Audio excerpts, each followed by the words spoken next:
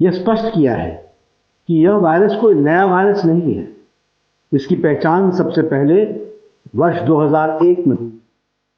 पुणी थरे डराउछि चाइना भाइरस एचएमपीवी।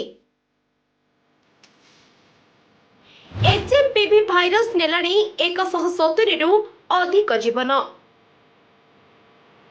भारत रे चिन्हट हेलेणी 3 जन रोगी। News doing the rounds about a metapneumovirus outbreak in China. Let me be very clear on that count. Metapneumovirus is like any other respiratory virus which causes a common cold.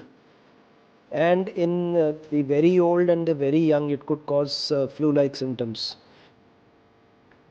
HMPV को नहीं भारत रे alert. एही HMPV virus 3 जन शिशुक ठारो ठाब हेबा परे दिल्ली, कर्णाटक और गुजरात रे जारी होईछि सतर्कता।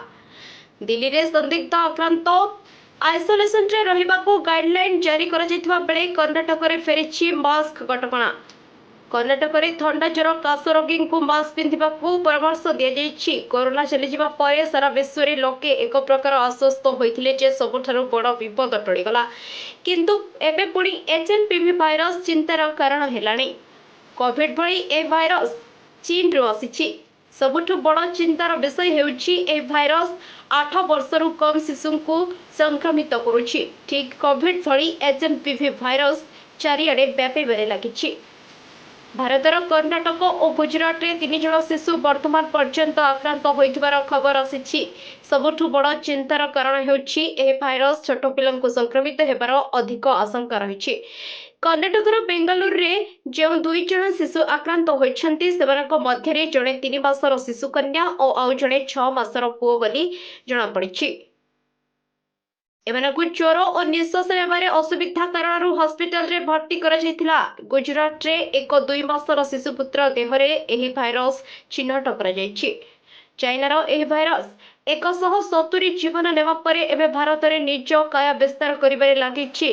कोरोना भली लक्षण प्रकाश पाउथिबा एही रोगटी मुख्यतः शिशु मानकु आक्रमण करूछि। एही रोगरे साधारण ठंडा फ्लू लक्षण सह छाती रे जंत्रणा और श्वासक्रिया रे समस्या भली लक्षण देखा देथाय। ह्यूमन मेटानियोमो भाइरस नामित एही रोग रे मुख्यतः शिशु माने आक्रांत हेउछन्ति। तेणु एहा पई सतर्कता अवलंबन करिबार आवश्यकता रहिछि। मास्क पिंधिबा सह हाथ धोइबा, सामाजिक दूरत्व रक्षा करिबा भली सतर्कता अवलंबन करिबा आवश्यक। वायरस है जो हवा के जरिए सांस लेते समय एक दूसरे में फैलता है। यह सभी आयु वर्ग के लोगों में संक्रमण का कारण भी बनता है। यह विशेष रूप से सर्दी और बसंत के मौसम के शुरुआती महीनों में अधिक देखा जाता है।